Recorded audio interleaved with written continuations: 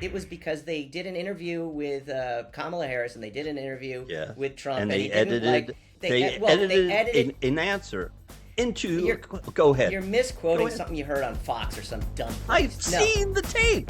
Welcome to the Risk Reward Show. Today we're looking at you, sloppy Paramount merger deal. Also, Kiss Cam chaos. Jerome Powell puts on a hard hat. Should probably keep it on for a while. Plus, Ozzy Osbourne, Ozzy and Harriet, Ozzy Prime Minister, Cambodian war futures from an insider perspective, and our usual futures analysis. Plus more. Stick around. Test.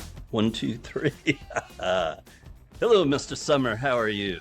I'm good. Don't Mr. smile. Don't smile. Don't be in a good mood. The world is coming to a beginning. You see? Oh, God. I surprised you. Yeah, that just sounds great. What was wrong with the old reality? I mean, there are always problems and stuff like that, but the big picture, why does there need to be new? You know what? None of it's new. Good None point. of it's new. Good point. I am a firm believer that if you don't listen to the news for a month and come back, nothing really is going to have changed. That we're so involved with the little microseconds of life via social media, via the existing big media, that we're too immersed in reality. We're so immersed that it's no longer reality, I think. As a matter of fact, I have a point. The Kiss Cam at the Coldplay concert at the Gillette Stadium. I have a different take than everyone else. I'm pissed. I don't think this should be a big thing. Now, the couple might have been doing something wrong, okay? The man apparently was having an affair. He's married. But I just love how everyone in the world jumps on the ship and thinks that this is the greatest thing of all time, when half an hour before this thing came out, no one knew who this person was. No one knew what the company was. But why does it become a global story? This is international news. It's more important than the Druze being massacred in Syria. It's more important than the war in the Ukraine with Russia. It's more important than Cambodia and Thailand having border skirmishes. It just blows my mind. I didn't expect that rant, but there it is. Have something to add to that? I do. I have a different take on it than you do, actually. First of all, I think everybody sort of wanted a light moment of chaos in the midst of this world of dark chaos in the news cycle, hour after hour after hour. And to have a diversion like this, it was comical. The way all they had to do, here's how they could have avoided this whole mess. All they had to do was just stand there and smile, and he could have waved. And then nobody would have just looked normal, and it wouldn't have gone viral. But instead, they're like, and hiding, and now you have all these kiss cams across the world where people, enact that. It's the way they handle it. So that's the first thing. That went viral because it was a funny moment. And I think, but more importantly, here's the big part of that story that really had teeth. It's because he's the CEO of a company. She's the head of human resources. She had a different title than that. It was head of people or something like that. But she was the head of human resources. My wife used to be in human resources at Lexus Toyota at their headquarters. And she can tell you, it's like their number one rule is you don't break those rules, especially that. To be the that's rule. Number one. You don't, it's supposed to be the number one rule within most corporations. Right. So there's an irony there, and people are attracted to irony. It's like, of all two people, look who did this, and plus it was funny, and plus this or that. It just looked bad for everybody. And the people, women and men who were cheated on by their spouses or lovers or whatever, they got to take comfort in that too, saying, oh my God, see, it's like, they're going through it now too. I think everybody sort of feels something in that, and so it had traction. Now, I feel bad for the spouses, that are having, and the children that are having to endure this. I can't remember if she's. I think there's one. I think she's married to a guy in Boston that's like a really prominent family. I think she had been divorced though. She might have been. I've heard different reports, but I also heard that she was still married or something. I don't know. Anyway, it's just a bit of a mess, but it's kind of funny how actually it's the world by storm. She was my wife, but okay. I thought I recognized her. Right. Yeah. That all makes sense now. Well, please give her my best. I'll do that. Yeah. I'm going to get the engagement ring back The ring? so I can use it Engagement. with my next wife. There you go. So Next let's in a talk about series. let's talk about an other subject that is kind of related in the entertainment world. Stephen Colbert got fired from his job this past handful of days. Why does it matter? The guy, everyone's trying to make it to be a political thing. Okay, my take is just like Superman. Everyone's trying to put a political spin on this and say, well, he got fired because he was too left, or the right got to him, this and that, whatever. But here's the thing: is it possible he just wasn't that funny? No. Is it possible? No, come on now. Let me finish. I know. I'll back it up. I have receipts. Go ahead. Okay. Is it possible that people just didn't care to watch his show anymore? He lost a lot of viewers, just like a lot of network TV has lost viewership. They've lost an incredible percentage. The biggest viewing audience in the world now, one of them at least, is YouTube. Hello, YouTube. Like and subscribe. That I is mean, the biggest. That's the biggest platform. Yeah, now. it is. Yeah. It's bigger than Netflix. I think our show's the one that's driving all the traffic, but I don't like to brag. Yeah. All right. So here's my opinion. I have a different opinion on this one as well. I was going to bring this up. You beat me to it. Good.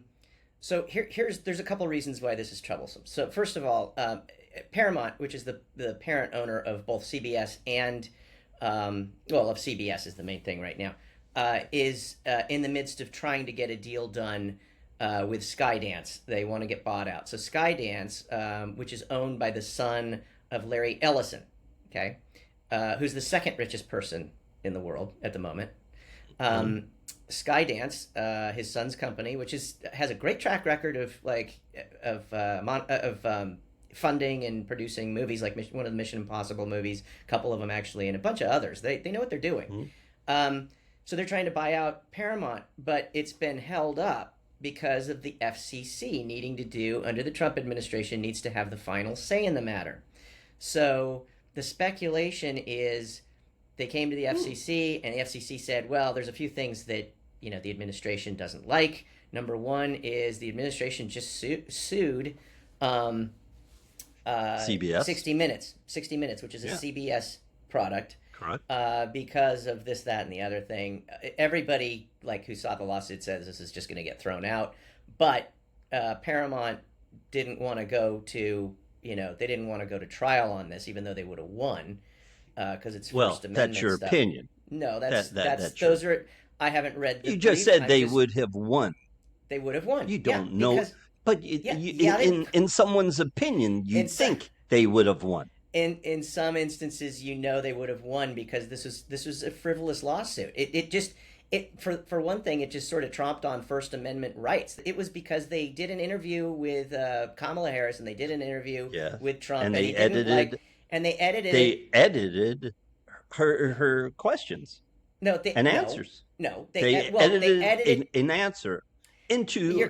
Go ahead. You're misquoting something you heard on Fox or some dumb place. I've seen the tapes. Okay, well, that they have a right to edit. They shared all the edits. It's not they hid any answers, which they could have done anyway.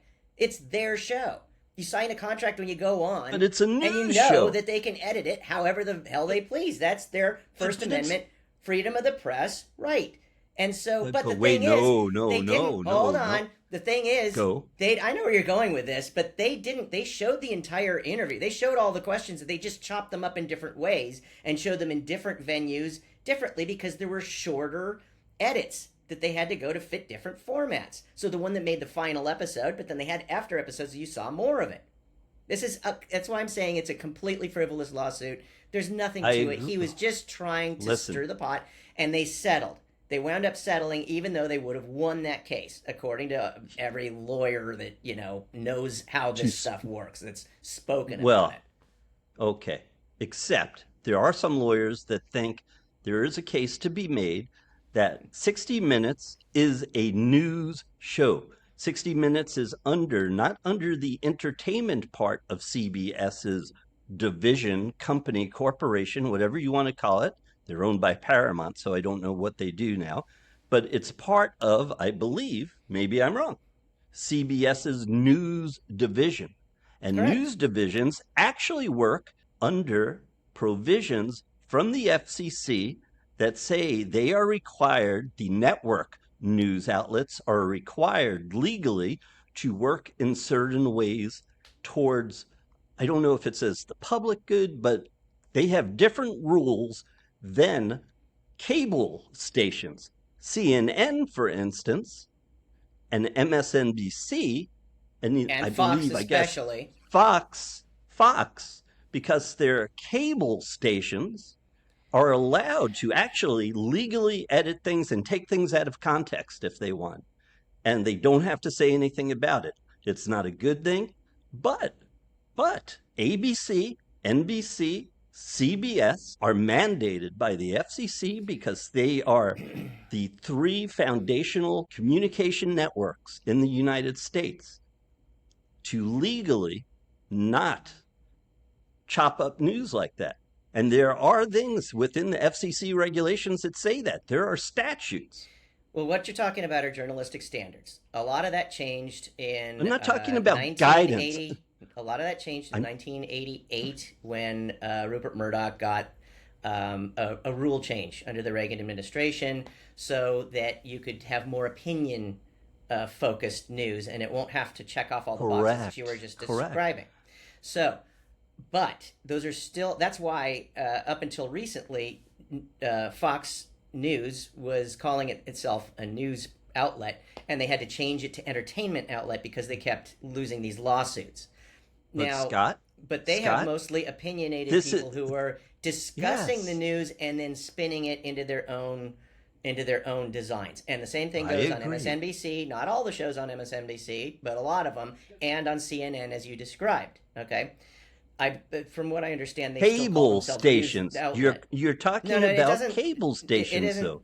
It happens that those are on cable stations, but there isn't a dichotomy of cable versus. But Scott, network. I'm telling you legally. I know what unless you're telling I'm completely. Well, they wouldn't. Thank you. They wouldn't have. I think they didn't cross. Yes. They didn't cross the threshold of what you're describing. They didn't do anything that they don't normally do every Sunday on 60 Minutes. In your opinion, they have to cut it down for time. Well, in Trump's opinion, he thinks that he was wronged in some way. He would have had to prove it in court. He would have had to bring in a lot of discovery, which they probably would have normally enjoyed. But let's get back to the original question, because we've already covered this in past episodes.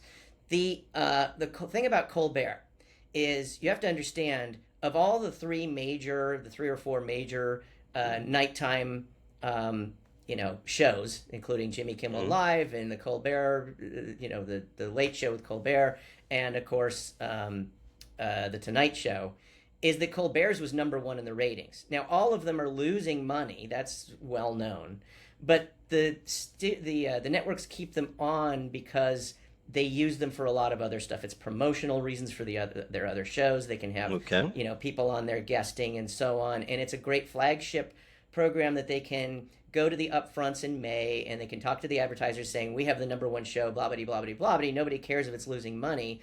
What they care about is that CBS appears to be number one or ABC appears to be number one. Mm-hmm. This is how they promote themselves. So it comes out in the wash and it's worth it to them.